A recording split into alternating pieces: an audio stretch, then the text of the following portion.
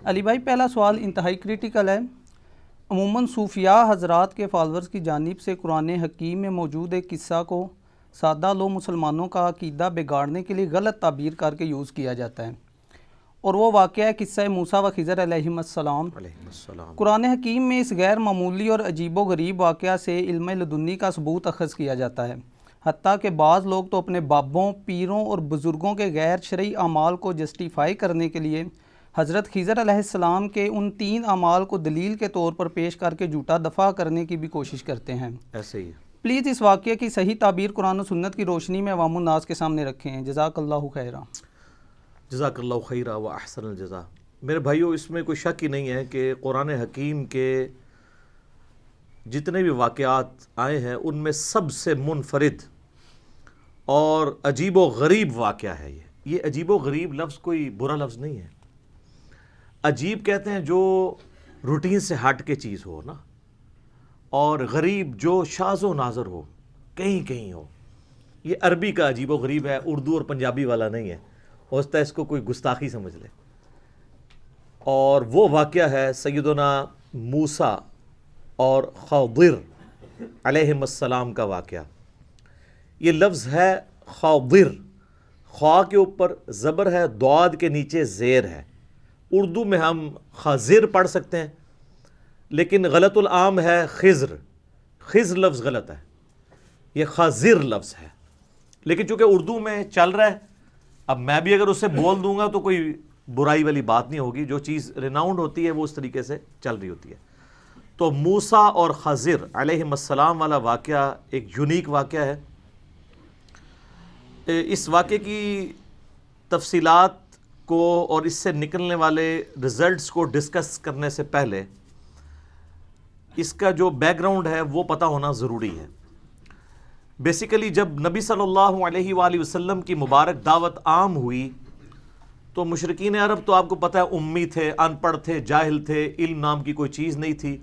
انہوں نے کچھ لوگوں کو روانہ کیا یہود و نصارہ کے علماء کی طرف کہ تم لوگ ہمیں کچھ ایسے سوالات بتاؤ جو ہم جا کے نبی علیہ السلام سے پوچھیں، اور ان کے جواب پھر نبی علیہ السلام کو نہ آتے ہوں، پھر ہم کہیں گے ہاں جی اچھا نبی ہے جس کو یہ بات بھی نہیں پتہ۔ تو انہوں نے کل 4 سوالات کا انتخاب کیا۔ اس میں سے پہلا سوال تھا کہ اصحاب الکہف کون ہے، جس سے ریلیٹڈ میرا آلریڈی ایک کلپ ریکارڈڈ ہے، آپ یوٹیوب پہ دیکھ سکتے ہیں۔ دوسرا سوال انہوں نے کیا کہ یہ موسیٰ اور خضر علیہم السلام والا واقعہ اس کی کیا حقیقت ہے۔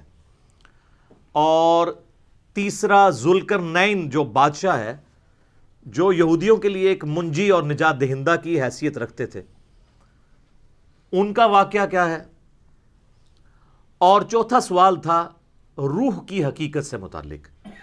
تو یہ جو 4 سوالات ہیں ان کے جواب میں اللہ تعالیٰ نے اپنے محبوب صلی اللہ علیہ وآلہ وسلم کو ایجوکیٹ کیا، اور قرآن حکیم کی سورۃ الکہف 18 نمبر سورت نازل ہوئی، جو پارہ نمبر 15 سے شروع ہو کر پارہ نمبر 16 میں مکمل ہوتی ہے۔ اور ان 4 سوالات کے جوابات دیے گئے، اور اسی کانٹیکسٹ میں یاجوج اور ماجوج کا ذکر بھی اس میں آیا، اور اس کے علاوہ بھی دنیا پرستی کی جو مذمت ہے، یہ مرکزی ٹاپک ہے سورۃ الکہف کا۔ انہی میں سے ایک یہ قصہ موسیٰ اور خضر ہے علیہم السلام۔ پہلے میں اسے جستہ کور کروں گا، قرآن، بخاری اور مسلم کو جوڑ کے ایک پورے کا پورا جو واقعہ بنتا ہے۔ اس کے بعد پھر میں انجینئرنگ کروں گا انشاءاللہ تعالی، اس کی صحیح تعویل کیا ہے، اس کو مس کوٹ کس طریقے سے کیا جاتا ہے، اور اس کے پیچھے ریالٹی کیا تھی۔ یہ واقعہ سورۃ الکہف کے اندر 23 آیات کے اوپر پھیلا ہوا ہے، آیت نمبر 60 سے لے کر 82 تک، اور پارہ نمبر 15 کے آلموسٹ آخری حصے سے شروع ہو کے 16 نمبر میں یہ والا پورشن ختم ہوتا ہے سورۃ الکہف کا، آیت نمبر 60 سے 82 تک، جس میں قصہ موسیٰ اور خضر ہے علیہم السلام۔ اور اس کا جو کانٹیکسٹ ہے واقعے کا وہ قرآن میں نہیں ہے، وہ کانٹیکسٹ صحیح بخاری اور صحیح مسلم کے اندر موجود ہے۔ صحیح بخاری میں یہ واقعہ کئی مقامات پہ امام بخاری نے نقل کیا ہے، لیکن جو سب سے ڈیٹیلڈ طریق آیا ہے وہ صحیح بخاری میں کتاب الانبیاء چیپٹر میں موسیٰ علیہ السلام کے اوپر جو باب ہے اس کے اندر انٹرنیشنل نمبر کے مطابق 3401 نمبر حدیث ہے، اور مسلم شریف کے اندر اوپر تلے 6 طرق آئے ہیں سیدنا موسیٰ اور خضر علیہ السلام کے واقعے سے ریلیٹڈ۔ انٹرنیشنل نمبر کے مطابق 6163 سے لے کر 6168 تک۔ کانٹیکسٹ بخاری اور مسلم میں آیا، اور وہ کانٹیکسٹ یہ آیا ہے کہ نبی صلی اللہ علیہ وآلہ وسلم فرماتے ہیں کہ ایک دن موسیٰ علی نبینا وعلیہ الصلوۃ والسلام بنی اسرائیل کو واعظ کر رہے تھے، نصیحت کر رہے تھے۔ اسی دوران ایک شخص نے کھڑے ہو کر پوچھا کہ اس وقت دنیا میں سب سے بڑا عالم کون ہے، سب سے زیادہ علم کس کے پاس ہے؟ تو ظاہر ہے اس کا جینوئن جواب یہی ہے کہ وقت کے پیغمبر کے پاس، جو اس وقت خود موسیٰ علیہ السلام تھے۔ تو یہ کلیئر کٹ یہی جواب بنتا تھا، اور موسیٰ علیہ السلام نے بھی یہی جواب دیا کہ اس وقت سب سے بڑا عالم میں ہوں۔ لیکن سر، پیغمبروں کی شان اس سے بڑی عرفہ و اعلیٰ ہوتی ہے۔ پیغمبر گاڈ اورینٹڈ ہوتے ہیں۔ اللہ تعالیٰ کو یہ موسیٰ علیہ السلام کا جواب ناپسند ہوا، اور بخاری مسلم کے الفاظ ہیں، اس جواب کی وجہ سے اللہ تعالیٰ نے ان پر عتاب فرمایا، غصہ فرمایا کہ تم تو پیغمبر تھے، تمہیں چاہیے تھا تم علم کو اللہ کی طرف منسوخ کرتے۔ ظاہر ہے موسیٰ علیہ السلام نے آگے سے کوئی جسٹیفائی نہیں کرنا تھا کہ یا اللہ یہ تو مخلوق کی بات ہو رہی تھی، تیرا اور میرا کمپیریزن ہی کوئی نہیں ہے۔ لیکن پیغمبروں سے یہ ایکسپیکٹ کیا جا رہا ہوتا ہے کہ وہ گاڈ اورینٹڈ ہوں، کیونکہ انہوں نے مخلوق کو گاڈ اورینٹڈ کرنا ہوتا ہے۔ یہاں آپ کے بابے دعوے کرتے ہیں، اور بابے سر کی تو نظر بھی نہیں آتے دور دور تک۔ یہاں وقت کا پیغمبر، اولو العزم پیغمبر، 5 اولو العزم پیغمبر ہیں سورہ شورى کے اندر۔ نمبر 1 امام اعظم محمد رسول اللہ صلی اللہ علیہ وآلہ وسلم۔ نمبر 2 سیدنا ابراہیم علیہ السلام۔ نمبر 3 سیدنا نوح علیہ السلام۔ نمبر 4 سیدنا موسیٰ علیہ السلام، اور نمبر 5 سیدنا عیسیٰ علیہ السلام علیہم السلام اجمعین۔ سبحان ربک رب العزت عما یصفون وسلام علی المرسلین والحمد للہ رب العالمین۔ یہ بیسٹ درود ہے جو قرآن میں سورہ الصافات کی آخری 3 آیات ہیں۔ تو اب اللہ تعالیٰ نے پھر کہا کہ موسیٰ، اب میں تجھے ایک ایسے بندے سے ملواؤں گا جس کے پاس ایسا علم ہے جو میں نے تجھے بھی نہیں دیا ہوا۔ اللہ اکبر۔ اور اس کے لیے نشانی مقرر کی کہ تم اپنے ساتھ ایک بھنی ہوئی مچھلی رکھ لینا، اس کے ذریعے ہم نشانی ظاہر کریں گے، اور ہمارے اس بندے سے تمہاری ملاقات ہوگی اس جگہ پر جہاں پر 2 دریا آ کر ملتے ہیں، وہاں پر تمہیں ہمارا وہ بندہ ملے گا۔ یہ جتنی باتیں میں نے کی ہیں یہ بخاری اور مسلم میں ہیں۔ قرآن میں جو واقعہ سٹارٹ ہوتا ہے وہ اس کے بعد سٹارٹ ہوتا ہے، اور اس میں یہ نہ تو حضرت خضر کا نام ہے، بخاری مسلم میں حضرت خضر کا نام آیا ہوا ہے، اور قرآن پاک میں حضرت موسیٰ علیہ السلام کے اس ساتھی کا نام بھی نہیں ہے جس کو وہ اپنے ساتھ اسسٹنٹ کے طور پر لے کر گئے تھے، لیکن بخاری مسلم میں اس کا نام آیا ہے جوشوا، یوشع ابن نون، جو ان کے صحابی تھے، اور بعد میں موسیٰ علیہ السلام کی وفات کے وقت اللہ نے ان کو پیغمبر بنا دیا، اور وہ جانشین، خلیفہ اول بھی بنے اور جانشین بھی بنے اور پیغمبر بھی بنے، یوشع ابن نون علیہ السلام۔ قرآن میں سٹارٹ سورہ الکہف کی آیت نمبر 60 سے یہاں سے ہوتا ہے کہ موسیٰ علیہ السلام نے، وہ یاد کرو وہ وقت موسیٰ علیہ السلام نے اپنے اس نوجوان ساتھی سے کہا کہ رخت سفر باندھ دو، ہم نے ایک سفر کرنا ہے، اور میں اس وقت تک سفر کرتا رہوں گا جب تک کہ میں اس مقام پر نہ پہنچ جاؤں جو اللہ تعالیٰ نے مجھے وحی کے ذریعے آگاہ کیا ہے۔ تو وہ دونوں چل پڑے۔ اب یہ جو آگے کی سٹوری ہے نا، یہ ساری قرآن کے اندر آتی ہے، لیکن کانٹیکسٹ بخاری مسلم میں تھا۔ تو وہ اپنا ساز و سامان ساتھ رکھتے ہیں، راستے کا کھانا بھی۔ آپ کے بزرگ جو ہیں وہ کئی سال تک بغیر کھائے پیے زندہ رہتے ہیں، جو بزرگوں کے بزرگ ہیں وہ اپنا کھانا بھی ساتھ لے کے چلتے ہیں۔ یہ میں آپ کو ساتھ ساتھ فرق بتاؤں گا. کیوں؟ تاکہ مرنے سے پہلے اے مسلمان کر لے اس پہ غور. کتابوں کا خدا اور ہے، بابوں کا خدا اور. یہ تو چھوٹی چیز ہے. بخاری اور مسلم میں حدیث ہے کہ نبی علیہ السلام کی مبارک زندگی کا جب 40واں سال شروع ہوا تو حضرت ختیجہ بھی نبی علیہ السلام کو کھانا باندھ کے دیا کرتی تھی غار حرا میں جانے کے لیے. نبی علیہ السلام بھی اپنا کھانا ساتھ لے کے جاتے تھے. آپ کو کہانیاں کروائی گئی ہیں. تو جس کو کوئی زیادہ زوم ہے نا تو اس کا مکہ پانی بند کرتے ہیں تو اب کیمرے کے سامنے اس کو لے آتے ہیں نا. وہ اس طرح کی روحانیت دکھائے نا ہمیں. سب جھوٹ ہے. سر قرآن میں تو حضرت عیسیٰ علیہ السلام اور ان کی ماں کے بارے میں سورۃ المائدہ کی آیت نمبر 75 میں کیا آیا کہ عیسیٰ اور ان کی ماں روٹی کے محتاج تھے. وہ دونوں کھانا کھایا کرتے تھے. ایسوں کو اپنے نفع و نقصان کا مالک سمجھ رہے ہو جو خود روٹی کے محتاج ہیں. بڑی ڈاڈی آیت ہے. تو عیسیٰ علیہ السلام بھی روٹی کے محتاج ہیں. تو آپ کے سارے بزرگ بابے جو اکثر ہے ہی جعلی ہیں وہ اصلی بھی ہوں تو موسیٰ علیہ السلام کی جوتیوں کی خاک کے برابر بھی نہیں ہے. عیسیٰ علیہ السلام کی جوتیوں کی خاک کے برابر بھی نہیں ہے.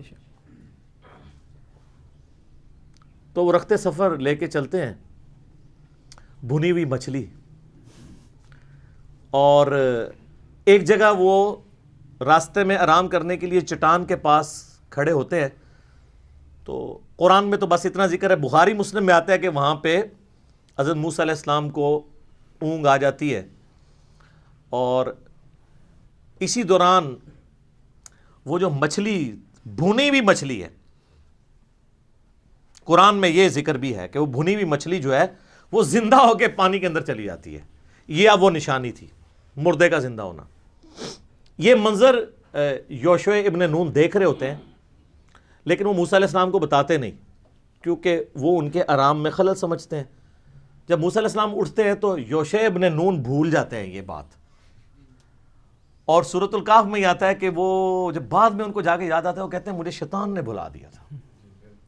آگے جب چلتے ہیں نا تو حضرت موسیٰ علیہ السلام کہتے ہیں مجھے تھکاوٹ ہو رہی ہے تو وہ جو کھانا ہے وہ تو کھلاؤ نا مجھے.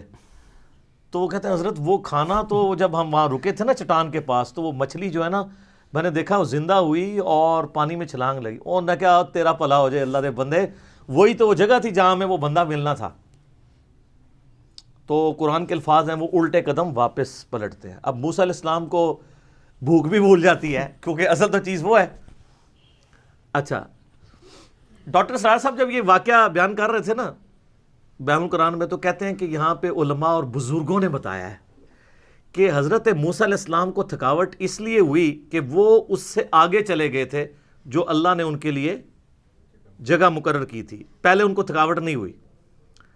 تو اب وہ فوت ہو چکے ہیں, اللہ تعالیٰ ان کی مغفرت کرے, ہمارے استاد ہیں. سر یہ بخاری مسلم میں لکھا ہے کہ نبی علیہ السلام نے فرمایا ہے کہ حضرت موسیٰ علیہ السلام کو تھکاوٹ اس لیے ہوئی کہ وہ اس مقام سے آگے چلے گئے تھے. یہ بزرگوں نے نہیں فرمایا. ٹھیک ہے, ہمارے ہاں احادیث بھی بزرگوں کے نام سے ہیں, ان بزرگوں کے کہ جنہوں نے حدیثوں کے ترجمے بھی کبھی نہیں کیے, پڑھنا تو دور کی بات. سر بخاری کا پہلا ترجمہ 1920 میں ہوا ہے. آج 100 سال بمشکل ہوئے ہیں, اور اسلام آئے ماشاءاللہ آپ کہتے ہیں 1000 سال ہو گئے. یہ 1000 سال بزرگ کیا کرتے رہے ہیں؟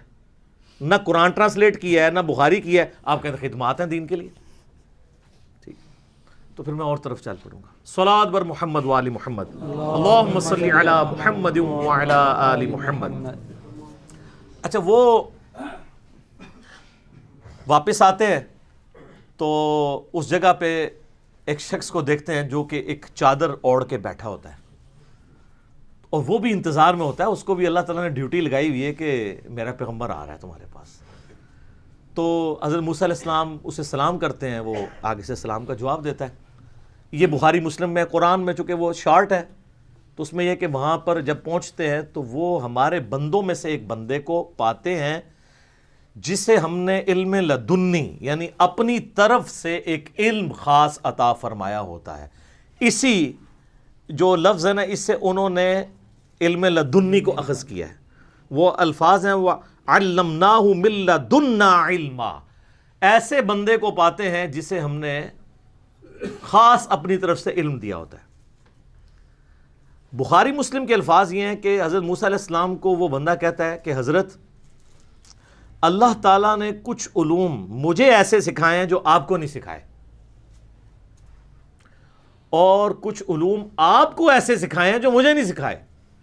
یہ ڈنڈی مار جاتے ہیں بابے، یہ نکال دیتے ہیں اس میں سے، یہ ڈسکس ہی نہیں کرتے، کیونکہ یہ بتانا چاہتے ہیں کہ جو ننگے پیر ہوتے ہیں نا، حالانکہ خضر علیہ السلام کہیں نہیں آیا کہ وہ ننگے تھے، الٹا یہ آتا ہے انہوں نے چادر اوڑی ہوئی تھی۔ یہ تو نکروں والے ہوتے ہیں نا بزرگ، ان کے مجذوب جو ہوتے ہیں، تو چادر اوڑی ہوئی تھی باقاعدہ انہوں نے۔ اور ساتھ وہ کہہ رہے ہیں حضرت خضر علیہ السلام حضرت موسیٰ علیہ السلام سے کہ اللہ نے آپ کو ایسے علوم سکھائے ہیں جو مجھے نہیں سکھائے، اور مجھے ایسے سکھائے ہیں جو آپ کو نہیں سکھائے۔ یعنی at the end of the day نہ مجھے آپ پہ کوئی برتری ہے نہ آپ کو مجھے پہ۔ اور یہاں پہ وہ ڈاکٹر تعلق قادری صاحب انڈیا گئے نا، تو کہتے ہیں نبی کو دیکھو ولی سے سیکھ رہا ہے، نعوذ باللہ، اور خضر کو ولی بنا کے پیش کرتے ہیں، نعوذ باللہ۔ وہ تو میں انشاءاللہ اس میں اینڈ پہ کلاس لوں گا نا کہ وہ ولی کہاں سے ہے، جس کا یہ عقیدہ ہے نا کہ کوئی غیر نبی کسی نبی کا استاد ہے، اس سے بڑا کوئی گستاخ رسول نہیں ہے۔ ہمارے نبی علیہ السلام کا استاد ہے نا جبرائیل، تو وہ پیغمبر ہے فرشتوں کا، غیر پیغمبر وہ بھی نہیں ہے، یہ یاد رکھیے گا۔ حضرت میکائیل علیہ السلام بھی پیغمبر ہیں، اسرافیل بھی پیغمبر ہیں، اور ملک الموت اسرائیل نام بھی ثابت ہے تفسیر تبری کے اندر ہمارے سلف سے، قرآن میں ملک الموت آیا، وہ بھی پیغمبر ہیں۔ پیغمبر کا استاد ہو سکتا ہے، غیر پیغمبر کا استاد نہیں ہوتا۔ اور ان کی پوری ڈاکٹرن اس پہ کھڑی ہے کہ جو بابے ہیں نا وہ نعوذ باللہ پیغمبروں کو سکھائیں گے، اور اسی وجہ سے وہ مثنوی مولانا روم کے اندر بھی وہ گوشت کاٹنے والا واقعہ، میرے خیال اب تو کوئی بھول کے بھی نہیں بیان کرے گا جو کچھ ہم نے مثنوی مولانا روم کے ساتھ کر دیا ہے۔ مولانا روم کو اگر ایک SMS پہنچ جائے نا وہاں پہ جہاں پہ بھی وہ ہیں، تو وہ بھی ایک بار ان کی روح تڑپ اٹھے گی کہ یار چلو 700 سال بعد سے ہی کم از کم کسی نے میری کہانی کو پکڑا تو ہے، جو میں لکھ کے چلا گیا تھا اور کسی کی جرت نہیں ہوتی تھی، لوگ روب میں تھے۔ اور حضرت موسیٰ علیہ السلام کی انہوں نے سارے واقعات موسیٰ علیہ السلام کے بارے میں، وہ کنگھی کرنے والا واقعہ، تو میں انہوں نے بار بار کہا موسیٰ دا تسی چنڈ نہیں سہ سکتے۔ بخاری مسلم میں آتا ہے ملک الموت کو تھپڑ پڑا تھا نا، اس کی آنکھ نکل گئی تھی۔ تو آڈی سارے دی بوتیاں جڑیاں نے سجنیاں قیامت والے دن، جدوں موسیٰ علیہ السلام نے کہا وہ کیڑا ہوئے جڑا میرے بارے واقعات بیان کرتا سی تے جناب شعر لکھتا سی، ادھر لے آؤ نا ذرا اینوں میں دساں۔ اور ایک موقع پیا سی نا قبطی نو، وہ مر گیا سی، وہ بھی قرآن میں آتا ہے۔ یہ اذان شروع ہو رہی ہے، باقی انشاءاللہ اذان کے وقفے کے بعد۔ تو سیدنا موسیٰ علی نبینا علیہ الصلاۃ والسلام سے جب وہ یہ بات کرتے ہیں نا حضرت خضر کہ آپ کو ایسے علوم سکھائیں جو مجھے نہیں سکھائے، اور آپ مجھے کچھ علوم اللہ نے ایسے سکھائے ہیں جو آپ کو نہیں سکھائے ہوئے، تو کہتے ہیں حضرت میں اسی کے لیے تو حاضر ہوا ہوں کہ آپ مجھے ذرا سکھائیں۔ تو انہوں نے کہا کہ اے موسیٰ تم میرے ساتھ صبر نہیں کر سکو گے، یہ قرآن کے الفاظ ہیں، اور تم صبر کیسے کر سکتے ہو جب کہ تمہیں ان واقعات، ان تکوینی امور کے حقائق نہیں پتہ ہوں گے، تو تمہارا یہ نیچرل ہے صبر نہ کرنا، کیونکہ تم ظاہر میں جو کچھ دیکھ رہے ہوگے تو اس کا وہ اس چیز کی متقاضی ہے کہ تم اس کے خلاف بولو۔ تو وہ کہتے ہیں جی آپ مجھے ساتھ رکھیں، میں انشاءاللہ آپ مجھے صابر پائیں گے، میں کچھ اس کے اگینسٹ نہیں بولوں گا جو کچھ بھی آپ کریں گے۔ لیکن حضرت خضر نے پہلے ہی بتا دیا تھا، اس لیے نہیں کہ ان کو علم غیب تھا، اس لیے کہ جو کچھ انہوں نے بعد میں کیا ہے نا، تو کوئی بھی ذی شعور شخص جس کو تھوڑا سا بھی دین کا علم ہے وہ اس کو کنڈیم کرے گا۔ تو وہ کہتے ہیں کہ چلو، تو ایک جگہ سے گزرتے ہیں جہاں پہ ایک کشتی ہوتی ہے، غریب لوگوں کی کشتی، اس میں وہ بیٹھتے ہیں، تو بیٹھتے ہی حضرت خضر علیہ السلام اس کا ایک تختہ توڑ دیتے ہیں۔ بخاری مسلم میں آتا ہے کہ وہ اتنے شریف لوگ ہوتے ہیں کہ وہ ان کو آؤٹ سائڈر اور مہمان سمجھ کے کرایہ بھی نہیں لیتے۔ تو حضرت خضر علیہ السلام جب تختہ توڑ دیتے ہیں تو موسیٰ علیہ السلام کہتے ہیں کہ یہ تم نے بڑا برا کام کیا ہے، ایک طرف ان کی شرافت کو کرایہ بھی انہوں نے لیا اور تم نے ان کی کشتی کا تختہ توڑ دیا۔ تو حضرت خضر کہتے ہیں میں نے تمہیں پہلے کہا تھا نا تم صبر نہیں کر سکو گے۔ تو قرآن کے الفاظ ہیں کہ وہ کہتے ہیں کہ حضرت میرے پر نرمی فرمائے، اس دفعہ مجھے چھوڑ دیں، آئندہ میں آپ سے سوال نہیں کروں گا، کیونکہ انہوں نے کہا تھا، اس میں الفاظ ہیں سورۃ الکہف میں کہ جب تک میں خود نہ بیان کر دوں تم نے مجھ سے سوال نہیں کرنا۔ تو وہ تھوڑا آگے چلتے ہیں. اب یہ تو شاہی کوئی نہیں تھی جو آگے انہوں نے کیا ہے. انہوں نے ایک بچہ دیکھا, خوبصورت, بظاہر دیکھنے میں نورانی شکل, اس کو قتل کر دیا. بخاری مسلم کے الفاظ ہیں کہ پکڑ کے انہوں نے نا اس کی گردن ہی مروڑ دی, منکا ٹوٹ گیا تو بندہ فارغ. تو سر پیغمبر یہ منظر دیکھ سکتا ہے؟ اس پہ تو حضرت موسیٰ علیہ السلام نے اس سے بھی سخت کامنٹ کیے. انہوں نے کہا کہ تو نے کتنا برا کام کیا ہے کہ تو نے ایک جان کو ناحق قتل کر دیا, بے شک تو نے یہ بہت برا کام کیا. تو حضرت خضر کہتے ہیں کہ میں نے تمہیں پہلے ہی کہا تھا تم صبر نہیں کر سکو گے. تو حضرت موسیٰ علیہ السلام کہتے ہیں کہ اس دفعہ تو میرا یہ عذر قبول کر لے, اب اگر میں بولا نا تو ٹھیک ہے, میں آپ سے پھر مجھے الگ کر دیجیے گا. اب یہ خود انہوں نے شرط طے کر لی نا, ورنہ تو پتہ نہیں کتنے حقائق کھلتے. بلکہ بخاری مسلم میں الفاظ ہیں, نبی علیہ السلام کہتے ہیں کاش موسیٰ علیہ السلام صبر کرتے تو ہمیں اور کئی باتیں پتہ چل جاتی ہیں اللہ کے تکوینی امور میں سے, لیکن وہ اللہ کی حکمت تھی. آگے چلتے ہیں تو ایک گاؤں میں جاتے ہیں. اب ظاہر گاؤں میں یہ آؤٹ سائڈر ہوتے ہیں, ان کو کوئی بھی بندہ کھانا دینے کے لیے بھی تیار نہیں ہوتا, کوئی مہمان نوازی کرنے کے لیے تیار نہیں ہوتا. الٹا وہاں پہ ایک دیوار ہوتی ہے جو گرنے کے قریب ہوتی ہے, حضرت خضر علیہ السلام اس کو سیدھا کر دیتے ہیں. اس کے باوجود اس گاؤں کے لوگ نہیں کہتے کہ یار انہوں نے مفت میں ہمارا اتنا بڑا کام کیا, چلو 2 وقت کی روٹی, ہم ان کو 1 وقت کی روٹی تو دے دیں, کم از کم مہمان ہے. بغیر معاوضے کے وہ کرتے ہیں.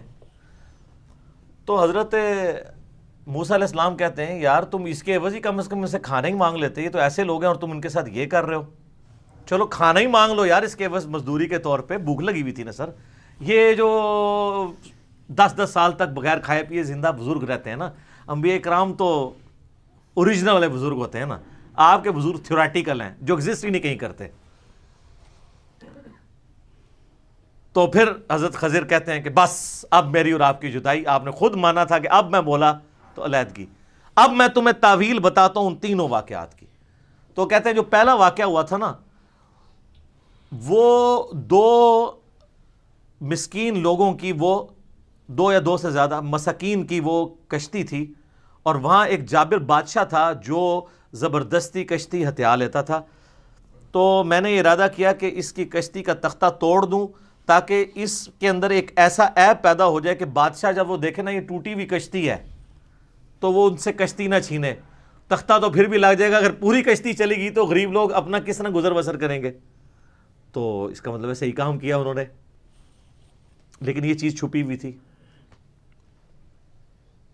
اور ان کا وہ جو بچہ تھا نا, اس کے ماں باپ بڑے نیک تھے, اور ہمیں اس چیز کا خدشہ ہے کہ یہ بچہ طغیانی کی زندگی گزارے گا اور بڑا ہو کر اپنے ماں باپ کو بھی گمراہ کر دے گا. بخاری مسلم کے الفاظ ہیں کہ اس نے اپنے ماں باپ کو بھی کافر کر دینا تھا, اس کی محبت کے اندر ماں باپ نے ڈی ٹریک ہو جانا تھا, اور اللہ تعالیٰ اس کے بدلے اس کو نئی اولاد دے دے گا. بخاری مسلم کے الفاظ ہیں کہ نئی نیک اولاد دے دے گا جو ان کے لیے آنکھوں کی ٹھنڈک بنے گی. دوسری بھی جسٹیفیکیشن درست ہوگی. تیسرا انہوں نے کہا کہ وہ جو دیوار تھی نا, وہ 2 یتیم لوگوں کی دیوار تھی, اور گاؤں کے لوگ جو اتنے بے حس لوگ ہیں کہ وہ مہمانوں کو کھانا نہیں کھلا رہے, اس دیوار کے نیچے ان کے آباء و اجداد کا خزانہ دفن تھا. ان کا باپ ایک نیک آدمی تھا. یہاں پہ الفاظ ہیں تمہارے رب نے یہ ارادہ کیا کہ اسے سیدھا کر دیا جائے تاکہ جب وہ بڑے ہوں تو اپنے باپ کا خزانہ اس میں سے حاصل کر لیں, کیونکہ وہ بچے چھوٹے چھوٹے ہیں. ابھی دیوار گر جاتی, خزانہ باہر آ جاتا, تو جو گاؤں والے مہمانوں کو وہ ایک روٹی دینے کے لیے تیار نہیں ہے, اتنے کنجوس ہیں, تو انہوں نے ان کی دولت ہتھیار لینی تھی. جب بڑے ہوں گے تو اللہ اپنی رحمت سے ان کے لیے ایسا معاملہ ظاہر کرے گا کہ وہ دولت ان تک پہنچ جائے گی. تو تمہارے رب نے یہ ارادہ کیا, تو اس لیے میں نے وہ دیوار سیدھی کر دی. اور اسی پہ سورۃ الکاف کی آیت نمبر 82 کے اوپر یہ آیت کنکلوڈ ہوتی ہے, آخری آیت اس واقعے سے ریلیٹڈ. اور وہ الفاظ ہیں سورۃ الکہف کی آیت نمبر 82 کے, کہ حضرت خضر علیہ السلام کہتے ہیں کہ یہ جو کچھ بھی ہوا یہ تمہارے رب کے ارادے سے ہوا, اور تمہارے رب نے یہ ارادہ کیا کہ ایسا کیا جائے. اور اس کے بعد کنکلوژن کن الفاظ پہ ہے, وہ کنکلوڈنگ ہے، وہ آپ کو بات سمجھ آ جائے گی کہ یہ پورے کے پورے واقعے کی تعویل کیا بنتی ہے۔ اعوذ باللہ من الشیطان الرجیم۔ وما فعلتہ عن امری، میں نے اپنی مرضی سے یہ کام نہیں کیا۔ اگر کوئی شخص یہ کہے کہ میں نے اپنی مرضی سے نہیں کیا اور کیا اس نے ہو، تو مراد ہے اسے گائیڈ لائنز کس سے مل رہی ہیں؟ اللہ سے۔ اور اس سے پہلے اسی آیت میں آیا ہے فَأَرَادَ رَبُّكَ أَن يَبْلُغَا أَشُدَّهُمَا، تیرے رب نے یہ ارادہ کیا کہ جب یہ بچے جوان ہو جائیں اس وقت دولت ظاہر ہونی ہے۔ وَمَا فَعَلْتُهُ، آگے بیچ میں الفاظ پھر اینڈ پہ وَمَا فَعَلْتُهُ عَنْ أَمْرِي ذَلِكَ تَأْوِيلُ مَا لَمْ تَسْتَطِعْ عَلَيْهِ صَبْرًا، یہ ہے ان باتوں کی تعویلات جس پہ تم صبر نہیں کر سکے۔ یہ سر یہ پورا واقعہ ہے۔ اس سے کوئی خلاف شرع کام ثابت نہیں ہوتے، اس لیے کہ جب آپ نے گیر ہی الٹا لگا دیا تو آپ کو بات سمجھ نہیں آئے گی۔ سب سے پہلے یہ سمجھیں کہ حضرت خضر علیہ السلام ہے کون۔ حضرت خضر علیہ السلام کم از کم پیغمبر تو ہیں، کیونکہ وہ کہہ رہے ہیں تیرے رب نے ارادہ کیا اور میں نے اپنی مرضی سے نہیں کیا، رب کے کہنے پہ کیا ہے۔ اگر کوئی شخص یہ کہے کہ میں نے یہ رب کے کہنے پہ کیا، تو یا تو وہ پیغمبر ہوتا ہے اور یا غلام احمد قادیانی دجال ہوتا ہے، یعنی وہ جھوٹ بول رہا ہوگا یا سچ۔ تو ظاہر ہے یہ پیغمبر تھے۔ اچھا، اور پیغمبر بھی تھے۔ اب اس میں اختلاف ہے کہ وہ انسانوں کے پیغمبر ہیں یا فرشتوں کے۔ مولانا مودودی رحمہ اللہ تعالیٰ کا کہنا ہے کہ یہ فرشتوں کے پیغمبر ہیں، کیونکہ ہمارے اس دنیا میں فرشتوں کو اللہ تعالیٰ نے کئی کام سونپے ہوئے ہیں جو وہ کرتے ہیں۔ یہ روح کون قبض کرتا ہے؟ ایک فرشتہ آ کے گردن ہی مروڑ دیتا ہے، لیکن آپ کو نظر نہیں آتا جب روح نکالتا ہے۔ تو حضرت اسرائیل یا ملک الموت کا کام کوئی اور فرشتہ کر رہا ہو ان کے بہاف کے اوپر، تو ہمیں نظر نہیں آ رہا ہوگا، تو ہمیں قتل نہیں نظر آ رہا ہوگا۔ یا چونکہ انہوں نے اسرائیل کو روح نکالتے ہوئے یا اس کے نمائندے خضر کو نکالتے ہوئے دیکھ لیا، اس لیے ان کو عجیب لگا، کیونکہ وہ انسانی شکل میں تھے۔ تو حضرت موسیٰ علیہ السلام کی وہ جسٹیفیکیشن درست تھی۔ بیسیکلی اس واقعے سے اللہ نے مسئلہ تقدیر سمجھایا ہے کہ انسان کی زندگی میں بظاہر کچھ اللہ کی طرف سے ایسی تکلیفیں آتی ہیں جن کے اندر اللہ تعالیٰ کی طرف سے خیر چھپا ہوا ہوتا ہے۔ بظاہر وہ شر ہوتا ہے لیکن اس کے اندر خیر ہوتا ہے۔ وہ کشتی کا ایک تختہ ٹوٹ جانا شر تھا، لیکن اس میں خیر یہ تھا کہ پوری کشتی نہیں چلی گئی۔ پوری کشتی چلی جاتی تو وہ زیرو پہ آ جاتے نا، ان کا سورس آف انکم ختم ہو جاتا۔ ایک کشتی تو ریپیئر کر لینی تھی۔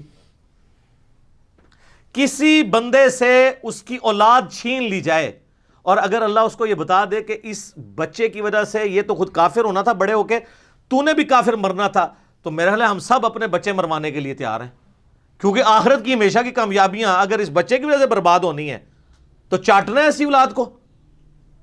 تو جس کی اولاد بچپن میں مر جائے تو وہ یہ سوچ لے کہ اللہ نے اس کے ساتھ کوئی خیر والا معاملہ کیا ہے۔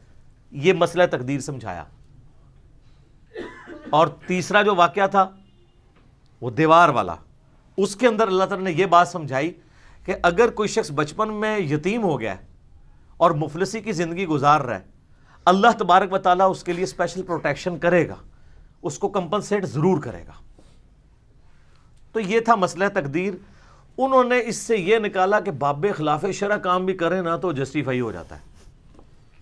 وہ کلندر ہوتے ہیں جی، مجذوب ہوتے ہیں جی، وہ خلاف شرع کام کریں تو ان پہ کوئی گرفت نہیں۔ اسی لیے پاکستان میں کئی لوگوں نے اپنے پیروں کے کہنے پہ اپنے بچے مار دیے ہیں، اور وہ واقعہ حضرت خضر والا کوٹ کرتے ہیں۔ بے خضر علیہ السلام والا جو واقعہ ہے وہ تو قرآن میں آیا کہ وہ اللہ نے ان کو کہا تھا، یہ کس پیر کی ڈیوٹی اللہ نے لگائی ہے کہ ملک الموت کا اسسٹنٹ بن کے لوگوں کی جان نکالے، اس پہ تو قتل کا مقدمہ چڑھے گا۔ اور کہتے ہیں مجذوب ہے، قلم اٹھے جی نہ تو کیوں جی مجذوب، مجذوب سے کیوں اٹھا ہوا ہے؟ وہ کہتے ہیں ان کی عقل سلامت نہیں۔ اچھا، آپ بے عقل اور پاگل لوگوں کے پیچھے چل رہے ہیں۔ صحیح بخاری میں تعلیقاً موجود ہے مولا علی کا قول، اور پوری سند مولا علی سے ہی سنن ابن ماجہ کے اندر ہے کہ نبی علیہ السلام نے فرمایا کہ 3 لوگوں سے اللہ نے شریعت کا قلم اٹھا لیا ہے۔ ایک پاگل شخص، مجنون، آپ کا مجذوب اور قلندر، دوسرا سویا ہوا شخص، اسے اپنی ہوش نہیں ہے، اور تیسرا بچہ، چونکہ بچہ جو اس پہ شریعت لاگو نہیں ہوتی۔ اچھا یہاں پہ جو بچہ قتل ہوا اس نے بڑے ہو کر کیا بننا تھا، یعنی اللہ کے علم میں ہے نا، تو اللہ تعالیٰ مستقبل کو دیکھتا ہے نا، تو انسان کی دعائیں بعض اوقات کام آتی ہیں، جو شر ہونا ہوتا ہے وہ خیر میں بدل جاتا ہے. سر جامعہ ترمذی میں حدیث ہے، مسند احمد میں ڈیٹیل کے ساتھ ہے کہ دعا کبھی رائے گاہ نہیں جاتی. جب تم دعا کرتے ہو نا اللہ سے، تو جو مانگا یا تو وہی مل جائے گا، یا اللہ تعالیٰ اس کے بدلے کوئی اور نعم البدل دے دے گا، کوئی مصیبت ٹال دے گا یا اس سے بہتر چیز. اور اگر یہ بھی نہ ہوا تو قیامت کے دن کے لیے سٹور ہو جائے گی دعا، اس کے اگینسٹ اللہ تعالیٰ اجر عطا فرما دے گا. دعا تو جاتی ہی نہیں کہیں پہ، ضائع ہی نہیں ہوتی. تو کہتے ہیں مجذوب، یہ مجذوب نہیں تھا سر، یہ تو اللہ کی ڈیوٹی پوری کر رہا تھا. آپ کے بابے جو ہیں وہ یہ دعویٰ کر سکتے ہیں ہم پہ وہی آتی ہے؟ سر دعویٰ کریں نا تو ہم ان کے اوپر 295C بھی لگوائیں اور انہیں لا کے غلامت کا دیانی کی صف میں کھڑا کریں گے، کیونکہ نبی علیہ السلام کے بعد تو نبوت کا دروازہ بند ہو چکا ہے. اور سورہ آل عمران میں واضح 179 نمبر آیت ہے کہ اللہ کی یہ شان ہی نہیں کہ غیر پیغمبر کے ساتھ کوئی کلام کرے، کوئی غیب کی خبر دے سوائے اپنے رسولوں کے، اور تمہارا کام ہے اللہ اور اس کے پیغمبروں پہ ایمان لاؤ. That's all. سیدنا ابو بکر سے لے کر قیامت تک آخری جو آنے والا انسان ہے سب غیر پیغمبر ہیں، سوائے کہ عیسیٰ علیہ السلام، وہ بھی امتی کی حیثیت سے آئیں گے، پیغمبر بھی ہوں گے، ان کی ایکسیپشن کے ساتھ سب نے فالو کرنا ہے. ایون حضرت عیسیٰ علیہ السلام بھی جو آئیں گے انہوں نے بھی فالو کرنا ہے. مسلم شریف میں حدیث ہے وہ کتاب اللہ اور تمہارے نبی کی سنت کے مطابق تمہیں چلائیں گے. ٹھیک ہے، تو اس سے کوئی مرزوبیت ثابت نہیں ہوتی. وہ کہتے ہیں بابے خلاف شرع کام کریں، یہ بیچ میں کہانیاں نکالنے کی کوشش کرتے ہیں. کوئی بابے نہیں سارے اس سے ثابت ہوتے. یہ بالکل آپ کو غلط کہانیاں کرائی گئی ہیں. یہ مسئلہ تقدیر سمجھانا تھا. اور واصف علی واصف صاحب کہتے ہیں میں ایک جگہ بیٹھا ہوا تھا، ایک بندہ دعا کر رہا تھا رو رو کے، یا اللہ 25 سال پہلے جو میں نے دعا کی تھی مجھ سے واپس لے لے. تو کہتے ہیں میں نے اس سے بعد میں پوچھا کہ کیا ہوا؟ اس نے کہا میری بیٹیاں ہی تھیں، میں نے اللہ سے رو رو کے ایک بیٹا مانگا تھا، وہ میرے لیے وبال جان بن گیا، گھر کا سارا سامان بیچ گیا، وہ یعنی نشہ کرنا شروع کر دیا. تو اللہ کی حکمت تھی کہ میری بیٹیاں تھیں، بیٹیاں تو ساری صحیح نکلی ہیں، تو اے اللہ وہ بیٹا مجھے واپس لے لے. یہ ہے وہ چیز. اور ڈاکٹر ذاکر نائک جو اکثر ایک مثال سے سمجھاتے ہیں کہ اگر کسی شخص کا امریکہ میں بزنس ہو اور وہاں اس کی کوئی بڑی میٹنگ ہونے والی ہو اور اس نے شام کی فلائٹ پکڑنی ہو نیو یارک کے لیے، اور جب وہ ایئرپورٹ پہ پہنچے تو ٹریفک سگنل یا رش کی وجہ سے لیٹ پہنچے اور اسے پتہ چلے کہ وہ فلائٹ تو اڑ گئی ہے، تو وہ وہاں پر کفِ افسوس ملتے ہوئے کہے گا کہ میری زندگی کی سب سے بری خبر یہ ہے، مجھے ملینز آف ڈالر کا جو فائدہ ہونا تھا وہ نقصان ہو گیا، کہ میں پہنچ نہیں سکوں گا، وہ ٹھیکہ کسی اور کو مل جائے گا. اور اسی افسردگی کے عالم میں وہ اپنی گاڑی میں واپس گھر آ رہا ہو اور راستے میں اسے ٹیکسٹ میسج آئے یا کوئی خبر اس تک پہنچے کہ ابھی ابھی جو نیو یارک کے لیے فلائٹ اڑی تھی وہ کریش کر گئی ہے، تو کیا کہے گا؟ الحمدللہ. اور وہ 5 منٹ پہلے جو اس کی زندگی کی سب سے بری خبر تھی وہ اس کی زندگی کی سب سے اچھی خبر ثابت ہو جائے گی کہ یار شکر ہے مجھے یہ سننے کو ملا کہ وہ اڑ گئی ہے، میں بیچ میں بیٹھا نہیں ہوا تھا. یہاں پہ بھی یہی ہے کہ شکر ہے اللہ نے وہ بیٹا لے لیا، اس نے تو مجھے بھی کافر مار دینا تھا. شکر ہے وہ کشتی کا تختہ ہی ٹوٹا، پوری کشتی نہیں ٹوٹ گئی. اس میں یہ بھی چیز ہے کہ اگر کسی شخص کو کوئی مرض لاحق ہو جائے تو وہ کسی کی ٹانگ ٹوٹ گئی یا آنکھ ضائع ہو گئی، وہ شکر ادا کرے کہ آنکھ ضائع ہوئی ہے، ایمان تو ضائع نہیں ہوا، ایک آنکھ تو سلامت ہے. کسی کی بینائی کمزور ہو گئی ہے تو وہ یہ دیکھے کہ نابینا لوگ بھی تو ہیں. جو مسلم شریف میں حدیث ہے ہمیشہ اپنے سے نچلے کو دیکھو تو تمہیں اللہ کی نعمتوں پہ شکر نصیب ہوگا. ہر ایک سے نیچے کوئی نہ کوئی ہوتا ہے، اور ہم تو اربوں لوگوں سے اوپر ہیں. یار توحید کی دولت جس کے دل کے اندر ہے، بے شک کم از کم وہ ڈنکے کی چوٹ پہ 7 ارب انسانوں سے تو بہتر ہے نا، کروڑوں نہیں اربوں. پھر جو 1.5 ارب مسلمان ہیں ان میں بھی توحید خالص کتنوں کے اندر ہے، تو اللہ کا شکر ادا کرے. اس کے اندر یہ چیز سمجھائی گئی ہے کہ اللہ کی تقدیر پر راضی رہو. اچھا یہ واقعہ اتنا غیر معمولی ہے کہ صوفیاء تو یہ غلط رزلٹ نکالتے تھے نا، جو منکرین حدیث ہیں نا ان کو بھی یہ واقعہ سمجھ نہیں آتا تھا، وہ بھی عجیب و غریب تعویلات کرتے ہیں. حتیٰ کہ آج سے تقریباً 10 سال پہلے کی بات ہے کہ مجھے منکرین احادیث میں سے ایک شخص ملا، تو میں نے اس کو کہا کہ مجھے قرآن پہ حلف دو ایمانداری سے، اگر یہ واقعہ بخاری مسلم میں ہوتا اور قرآن میں نہ ہوتا. وہ کہتا ہے میں کبھی بھی اس اللاجیکل واقعے کو نہ مانتا. تو میں نے کہا یہ میں نے تمہیں اس لیے منوائی ہے بات تاکہ تمہیں یہ پتہ چلے کہ جب تم کسی چیز کو وہی سمجھتے ہو تو اس کی تعویل کر کے مانتے ہو، تو ہمارے لیے سنت بھی وہی کے درجے میں ہے، کیونکہ دو سورسز ہیں. میری وہ آپ مجلس نمبر 96 دیکھ لینا غامدی صاحب کے اوپر، اس میں نے یہ سارا پوری ڈاکٹرن کلیئر کی ہے کہ قرآن اور سنت دو پیرلل میں سورسز ہیں. تو تم احادیث کا مذاق کیوں اڑاتے ہو؟ اس واقعے کا مذاق کیوں نہیں اڑاتے؟ کیونکہ قرآن کے اندر ہے تو تعویل پیش کرتے ہو. تو ہم بھی ہر اس بات کی تعویل پیش کریں گے جس پہ تم اعتراض کرتے ہو صحیح احادیث پہ. جو جھوٹی روایتیں ان کو تو ہم بھی نہیں مانتے. تو یہ ان کے گلے کا کانٹا بھی تھا واقعہ. لیکن اللہ کا شکر ہے یہ واقعہ نہ قرآن کے اندر ہو تو قرآن کا ایک بہت بڑا مضمون ہی مس ہو جائے. مسئلہ تقدیر پہ میں نے 4 لیکچر دیے ہیں، 7.5 گھنٹے کی آلموسٹ گفتگو ہے. مسئلہ نمبر 104 A B C اور 103 نمبر 200 آیات 50 مقامات سے قرآن کے میں نے کور کیے ہیں. یہ تو ٹاپک ہی بہت بڑا ہے. قرآن پاک کا ایک ایک لفظ جو ہے نا وہ ضروری ہے. ایک لفظ بھی آپ کم کر دینا تو قرآن میں ہدایت کے اعتبار سے نقص رہ جائے گا. اب اگر یہ واقعہ آپ نکال دیں تو اتنا بڑا ٹاپک مسئلہ تقدیر انریزالوڈ رہنا تھا. تو بڑی حکمت ہے اس واقعے کی. یہ اللہ تعالیٰ کی طرف سے ایک یونیک چیز ہے، بشرطے کہ اسے مس یوز نہ کیا جاتا. تو میں نے آپ کو اس کی صحیح تعویل بتائی ہے کہ اس کا مطلب یہ نہیں یہ بنتا ہے.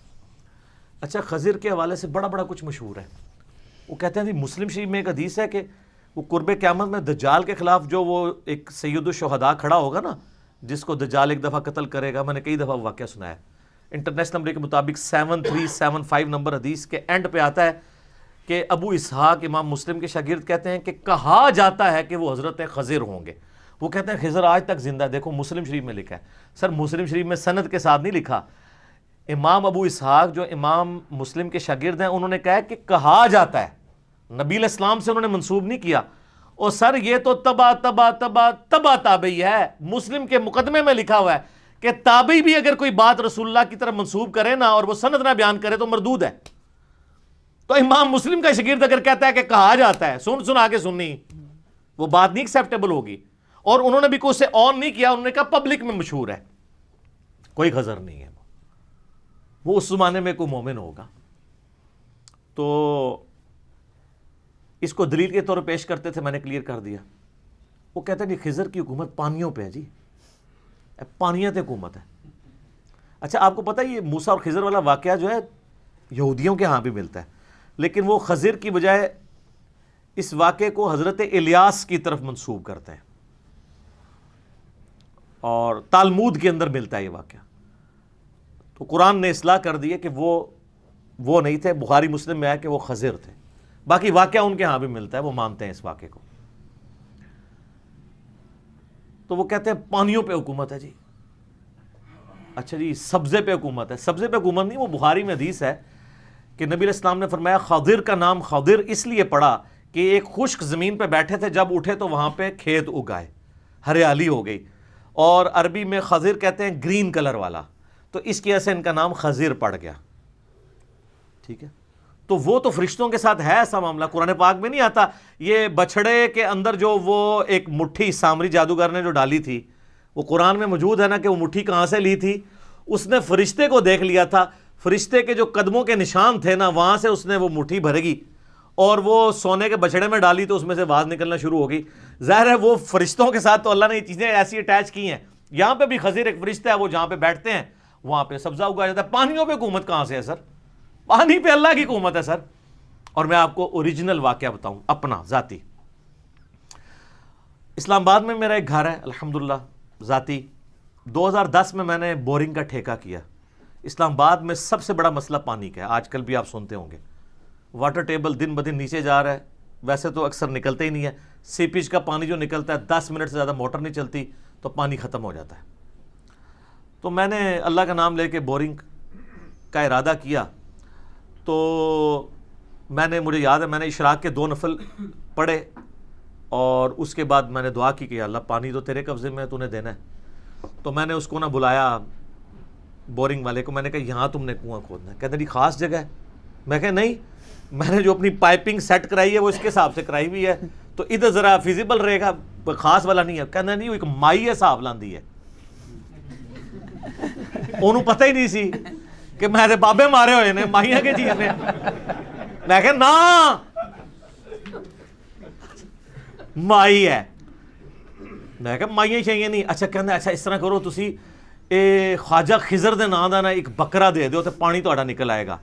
یہ وہ بندہ ہے جس نے NED یونیورسٹی, یہ جو یونیورسٹی ہے نسٹ یونیورسٹی اسلام آباد میں, اس کے 50 بور اس بندے نے نکالے ہوئے ہیں. سب سے بڑے لیول کا اس کا کاروبار ہے. داڑھی رکھی ہوئی ہے اور عقیدہ آپ دیکھ لیں. کہتے جی خواجہ خضر دی پانیاں تے حکومت ہے تے انہوں دے نا دا بکرا دیو تے انشاءاللہ پانی نکلے گا. او میں کہا خضر ہوئے یا کوئی وڈے تو وڈا انسان اپنا پیشاب نہیں روک سکتا, میرا پانی کوئی روک سکتا ہے؟ اللہ نے اگر منو دینا ہے. وہ کانپنا شروع ہو گیا, اس کو کانفیڈنس لیول نظر نہیں آتا, انہوں پتہ ہی نہیں سی. کہندا جی ہوں تو تہاڈا پانی نکلنا ہی نہیں, لکھا لو میرے کو. اچھا جی میں کہ یار تو اللہ دا نہ لے کے شروع کر. تو 40,000 پہ ٹھیکہ سیٹ ہوا کہ 200 فٹ جائے گا وہ, اور 40,000 روپیہ, کیونکہ وہاں پہ 70-80 فٹ پہ پانی سیپیج کا نکل آتا تھا اور 120 فٹ پہ تھوڑا بہت پانی آ جاتا تھا. تو میں نے کہا 200 فٹ کرواؤں گا. لے جی کرنا ایسا ہوا اللہ کا کہ 200 فٹ اس نے کھود دیا اور زمین بالکل خشک, سیپیج کا پانی بھی نہیں. ہاں وہ کہتا جی ہوں سناؤ. کہتا ہالے بھی ٹائم جے ایتھے ایک مائی ہے وہ پانی دم کر کے دے گی, وہ پانی جناب تسی اے خوش سٹو گے نا تو پانی آ جائے گا. او میں کہا نا نا بھائی مائیاں شائیاں نہیں. کہتا جی بس ٹھیکہ مکمل ہو گیا ہے, میرے پیسے. میں کہا جی اے لو پیسے. میں نے کہا اس کو آپ نا اور کھودو. کہتا پانی نہیں نکلنا, آپ کو بتا دیا ہے یہاں پانی ہے ہی نہیں ہے, اور اسلام آباد میں اکثر جگہ پہ پانی ہوتا ہی نہیں ہے. میں نے کہا آپ کیا کرو گے؟ کہتا جی 1500 روپیہ ایک دن کا لوں گا اور کھودوں گا جتنا ایک دن میں نکلا ہے. اب دیہڑی کے حساب سے ٹھیکے سے ادھر 40,000 تو دے دیا. میں نے کہا شروع کرو. پہلے دن اس نے 10 فٹ نکالا. کہنا خشک. مجھے کہنا جی حالے بھی وقت سے تسی کدھر اور کھدوا لو, ایتھے پانی کوئی نہیں. میں نے کہا یار میں پیمنٹ کر رہا ہوں تم نکالو. اچھا اگلے دن کیا ہوا, صبح 7-8 بجے نے مجھے کال آئی, سر جی مبارک ہوئے پانی نکلا ہے.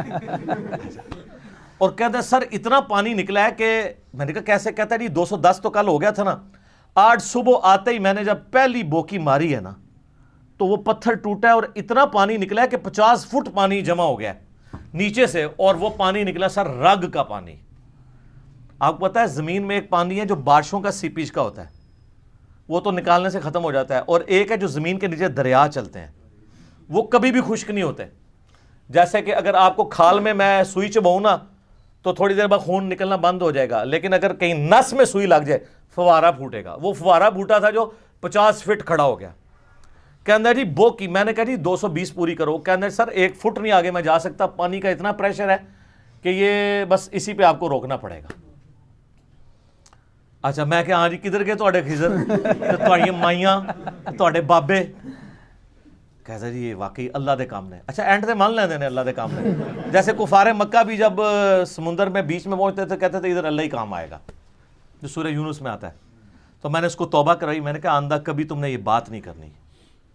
یہ میں نے آپ کو بتایا کہ خضر کو ہم نے بھی ایک دفعہ قابو کیا ہے, جو جعلی خضر انہوں نے بنایا ہوا ہے. کہتے ہیں بزرگوں کو آ کے ملتا ہے. ہمارے محلے میں بھی ایک وہ تویز آگے کرتا ہے نا, وہ کہتا ہے جی منو تے ملدے نے.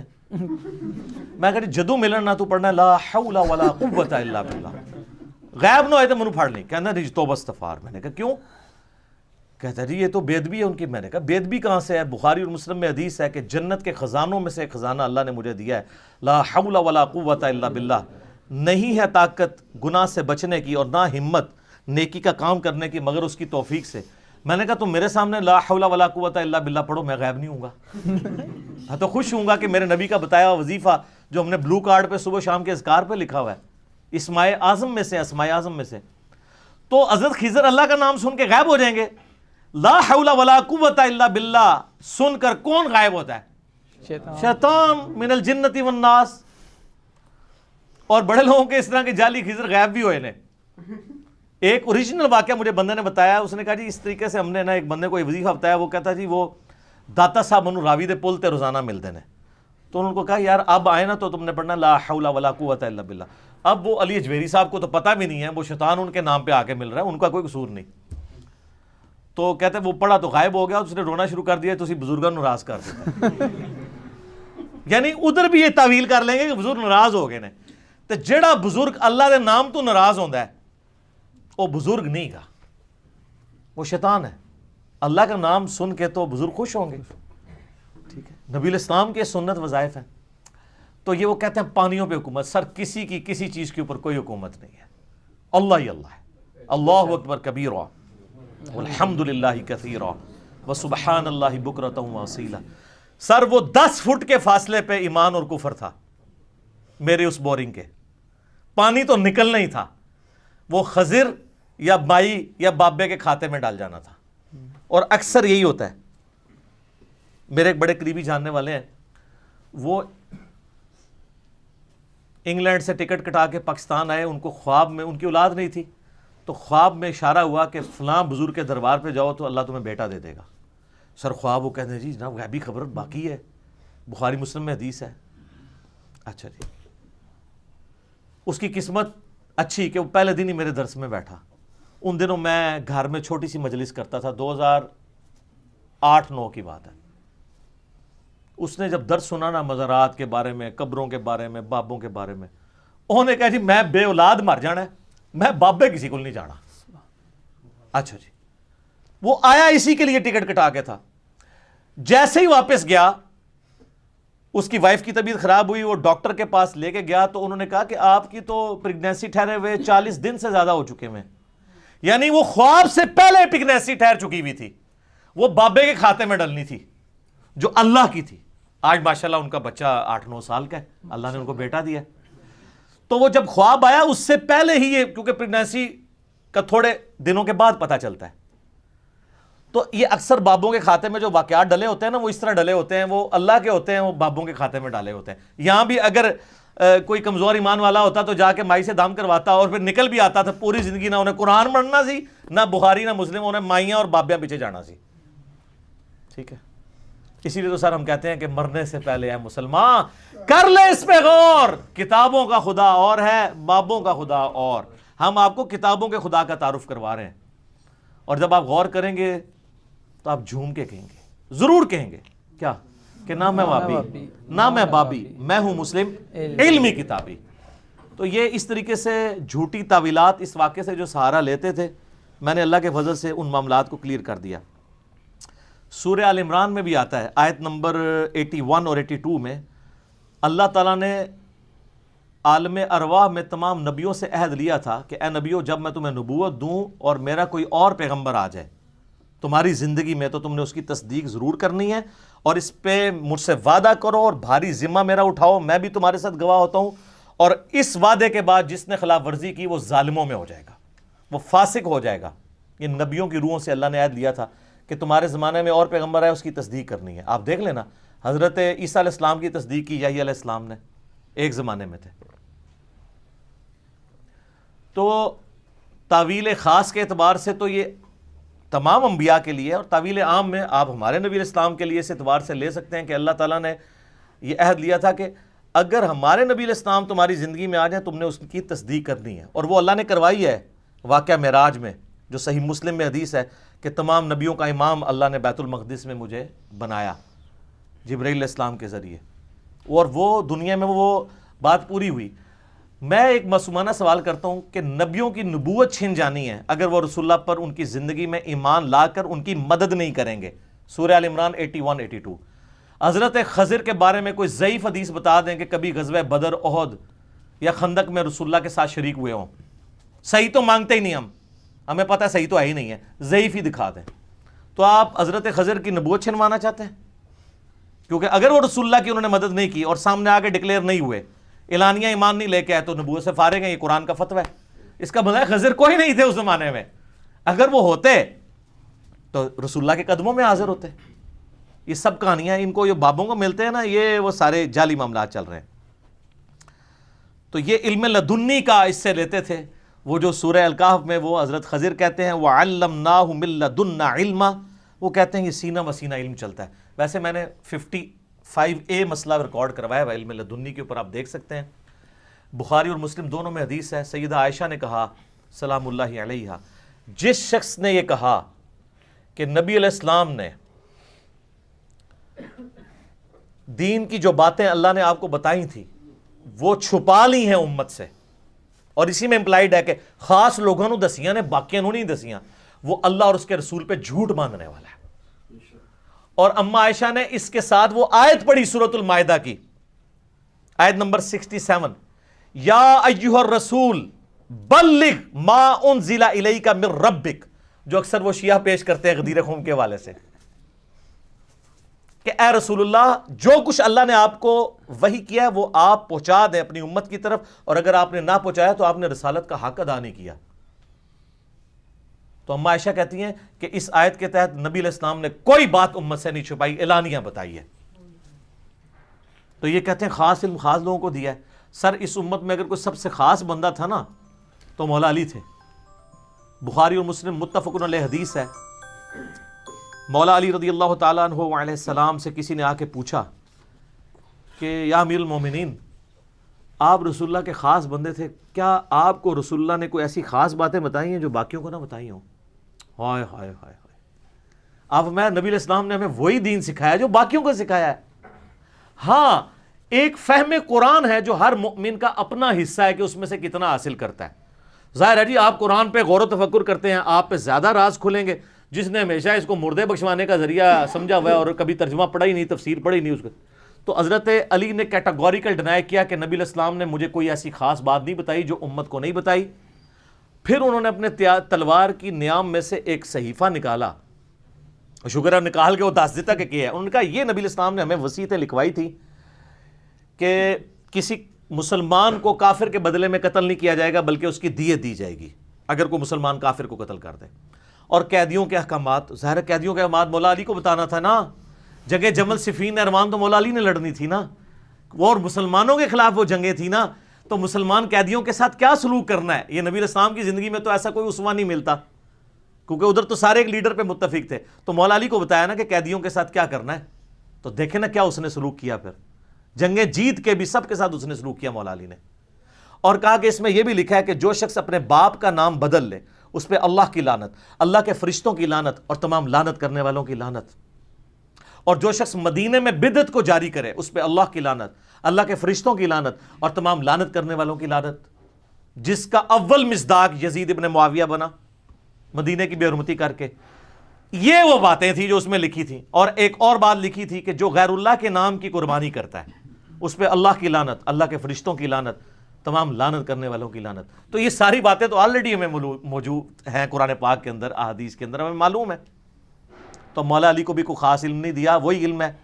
اور سر مجھے بتائیں حجۃ الوداع پہ جب نبی علیہ السلام اعلانیہ کہہ رہے تھے, بخاری مسلم میں یوم النحر کا خطبہ بھی ہے اور یوم عرفہ کا خطبہ الموطا امام مالک اور مستدرک الحاکم میں کہ اپنے بعد دو چیزیں چھوڑ کے جا رہا ہوں, اللہ کی کتاب اور اس کی سنت, اسے مضبوطی سے پکڑ لو کبھی گمراہ نہیں ہوگے. اور پھر آپ نے پوچھا کیا میں نے اللہ کا پیغام پہنچا دیا؟ تو سب نے کہا بلا یا رسول اللہ, آپ نے پہنچایا, حق ادا کر دیا. ادھر کوئی بندہ نہیں کھڑا ہوا کہ یا رسول اللہ ایڈی منو خاص گل دسی ہے او میں اگے دس دے علم لدنی نا.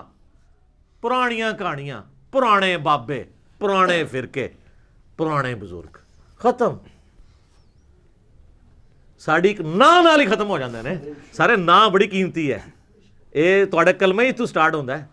لا نہیں کوئی معبود نہیں سوائے اللہ کے, نہ کوئی بزرگ نہیں سوائے محمد رسول اللہ صلی اللہ علیہ وسلم, اور جو ان کا ہو جائے وہ ہمارے سر کا تاج, اور جو ان سے بغاوت کرے وہ بابا آپ کو مبارک. مجھے کہتے ہیں یار اتنے اتنے بزرگوں کے نام اس طرح لیتا ہے جیسے گلی ملی کے دوست ہیں, اتنے اتنے مفتیا کے.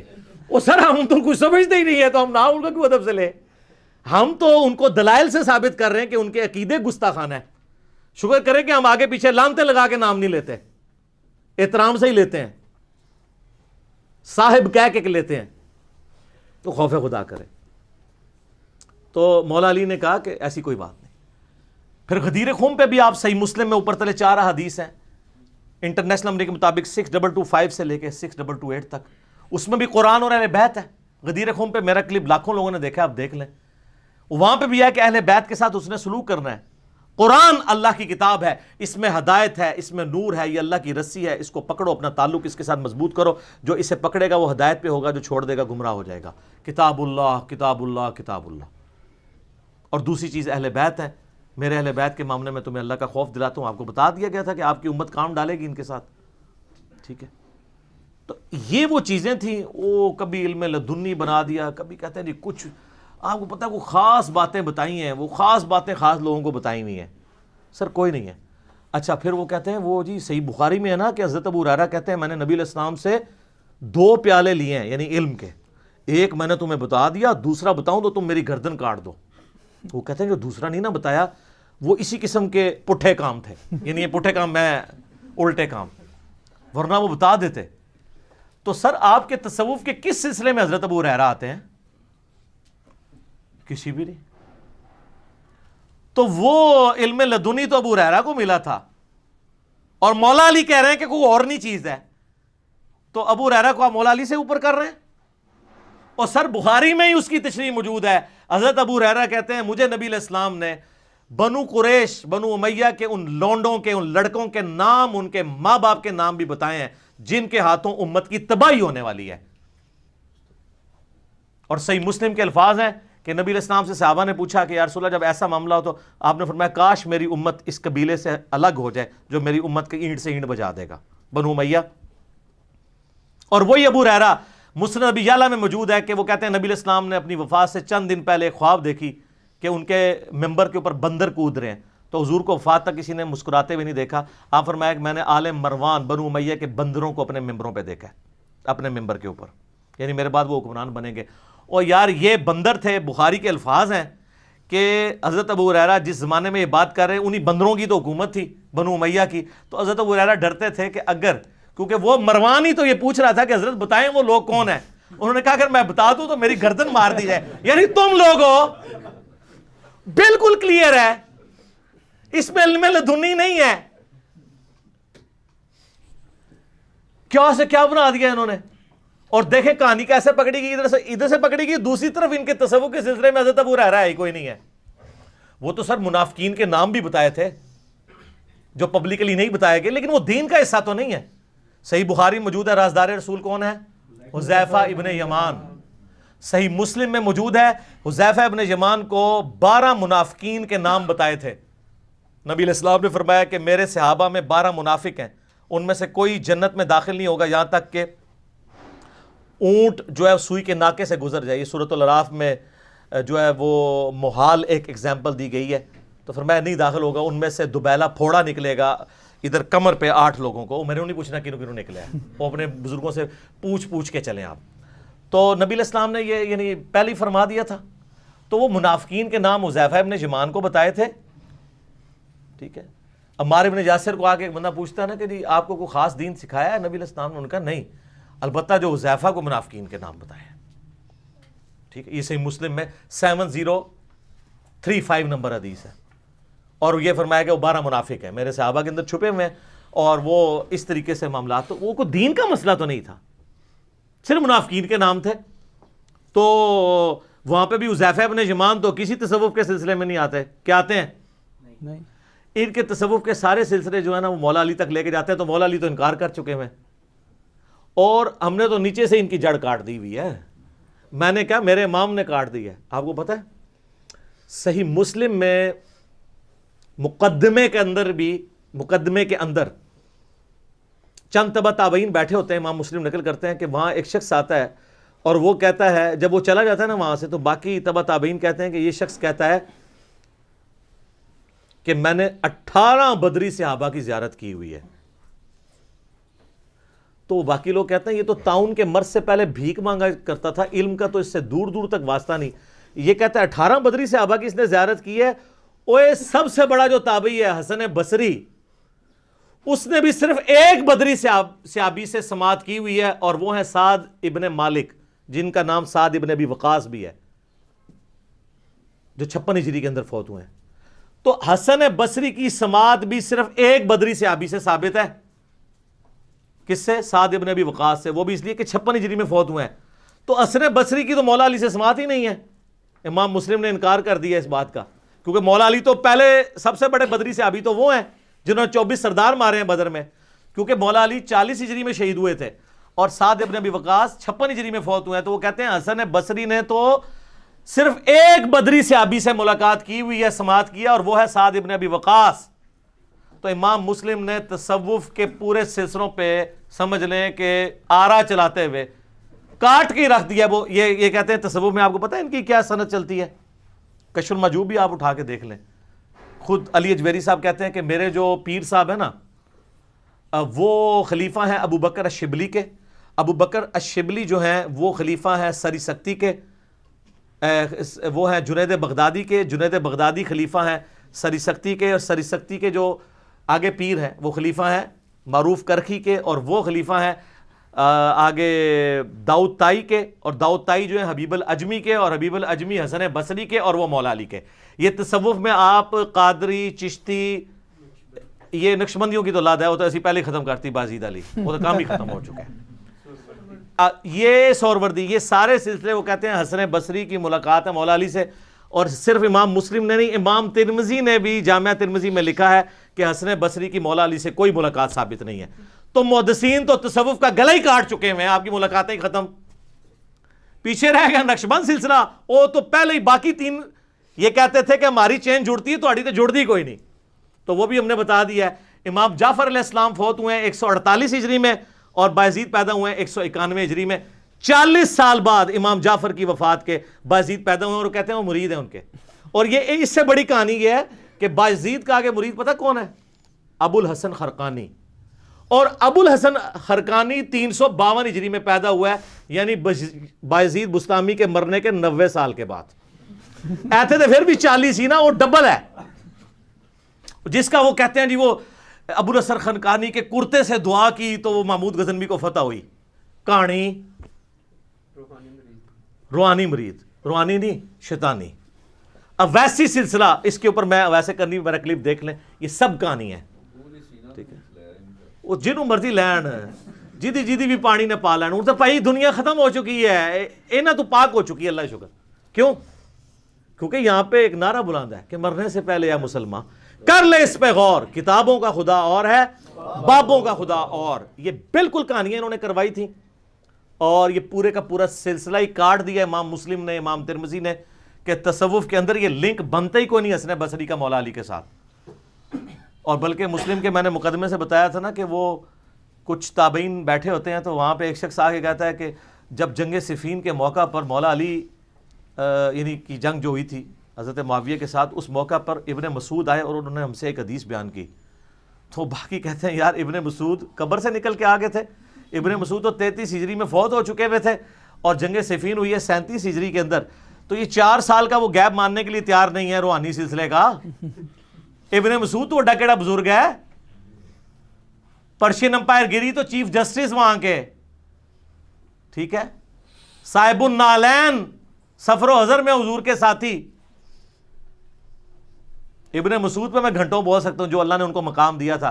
وہ قبر سے نکل کے نہیں کوئی فیض پہنچا سکے, اس زمانے میں کوئی قبروں سے نکلا نہیں کرتا تھا. تو جو 4 سال کا گیپ ماننے کے لیے تیار نہیں, تو 40 سال کا جنگل, اور ادھر بایزید اور ابو الحسن خرقانی کا 90 سال کا جنگل, یہ کون عبور کروائے گا؟ سب کہانیاں, سب جھوٹ. یہ اللہ تبارک و تعالیٰ نے یہ جھوٹ ختم کروائے ہیں, اور ہماری کوشش ہے کہ ہم مرنے سے پہلے آپ کو اس کے اوپر قائل کر لیں, کیونکہ یہ واضح چیز ہے. قرآن پاک میں سورہ یاسین کے اندر آیا, سورہ واقعہ کے اندر آیا کہ جو مر گیا وہ دنیا میں واپس نہیں آ سکتا. آپ لاکھ کہتے رہے کہ قبر پہ اٹھ کے بلے پھر اندر وڑ گئے, یہ سب نہیں, سب کہانی ہے جھوٹ. اگر اٹھ سکتا ہے اٹھائیں, ہم جناب بلاتے ہیں انٹرنیشنل میڈیا کو, پورا میڈیا مسلمان ہو جائے گا, ٹھیک ہے. تو باقی مجھے بہت کچھ کہنا ہے, لیکن آپ تخت بلقیس والا میرا کلپ دیکھ لیں سر, ریمارکیبل کلپ ہے. اس کے اندر میں نے ان کی ساری کہانیاں باقی بھی کھول دی ہیں. تو یہ میں نے اس لیے بیان کیا کہ وہ زیادہ سے زیادہ جو نبی الاسلام نے اسپیسیفک بات بتائی جو باقی امت کو نہیں بتائی, وہ منافقین کے نام ہے, حذیفہ ابن یمان کو. اور وہ بھی ڈیٹیل مسند احمد میں, آپ کو پتہ ہے نا قرآن میں بھی اشارتاً ہے کہ نبی الاسلام پہ قاتلانہ حملہ ہوا تھا غزوہ تبوک سے واپسی پہ. تو حذیفہ ابن یمان اور عمار ابن یاسر نے نبی الاسلام کی جان بچائی تھی, یعنی اللہ نے بچانے والا ہے, سبب ان کو بنایا. وہاں پہ حذیفہ ابن یمان کو نبی الاسلام نے منافقین کے نام بتائے تھے کہ انہوں نے میرے اوپر قاتلانہ حملہ کیا ہے. بس اس کا کوئی دین سے تعلق نہیں تھا, شخصیات سے تعلق تھا. دین کی کوئی بات ایز اے راز نبی علیہ السلام نے کسی کو نہیں بتائی ہے, یہ ذہن میں رکھیے گا. جب مولا علی کہہ رہے ہیں کہ وہی دین دیا جو باقی امت کو دیا ہے, اما عائشہ کہہ رہی ہیں کہ وہ جھوٹا ہے جو کہتا ہے کہ خاص لوگوں کو خاص بات بتائی, اور باقی لوگوں کو نہیں بتائی وہ جھوٹا ہے. اور حجۃ الوداع پہ نبی علیہ السلام اوپنلی پوچھ رہے ہیں, کسی نے نہیں کہا یا رسول اللہ وہ خاص گل سی میں خاص بندے نوں دسنی ہے, نہیں سر. اسی لیے ان کا دعویٰ یہ کہتے ہیں دین کتابوں میں نہیں ہے, اور یہ صحیح کہتے ہیں ان کا جو دین ہے نا وہ کتابوں میں نہیں ہے, کیونکہ کتابوں کا دین اور ہے اور بابوں کا دین اور ہمیں تو پابند کیا گیا ہے قُلْ نَحْبِطُوا مِنْهَا جَمِيعًا فَإِمَّا يَأْتِيَنَّكُم مِّنِّي هُدًى فَمَن تَبِعَ هُدَايَا فَلَا خَوْفٌ عَلَيْهِمْ وَلَا هُمْ يَحْزَنُونَ. ہمارے ابا جی کو جب جنت سے نکالا گیا تو اللہ نے اس وقت کہا تھا کہ اب کتابوں کا انتظار کرنا, جو کتابوں کی پیروی کرے گا اس کو نہ خوف ہوگا نہ غم, اور جو اللہ کی آیات کو جھٹلائے گا وہ ہوگا اہل جہنم میں سے. تو سر میں سب سے ریکویسٹ کرتا ہوں کہ مرنے سے پہلے ایک دفعہ مجلس نمبر 100 میری ضرور دیکھیں. کتابوں کا خدا اور ہے, بابوں کا خدا اور. تو انشاءاللہ تعالیٰ آپ کو یہ حقیقت کھل کے سامنے آئے گی کہ ہمیں بڑا ڈی ٹریک کیا ہے ان لوگوں نے. ہماری کسی سے کوئی ذاتی دشمنی نہیں ہے, ہم عام مسلمان کو جھنجھوڑ رہے ہیں صرف یہ کہہ کے کہ مرنے سے پہلے اے مسلمان کر لے اس پہ غور, کتابوں کا خدا اور ہے, بابوں کا خدا اور. اللہم اجرنا من النار آمین. اللہم من احییتہ منا فاحیہ علی الاسلام ومن توفیتہ منا فتوفہ علی الایمان آمین ثم آمین. ٹھیک ہو گیا جی, جزاک اللہ.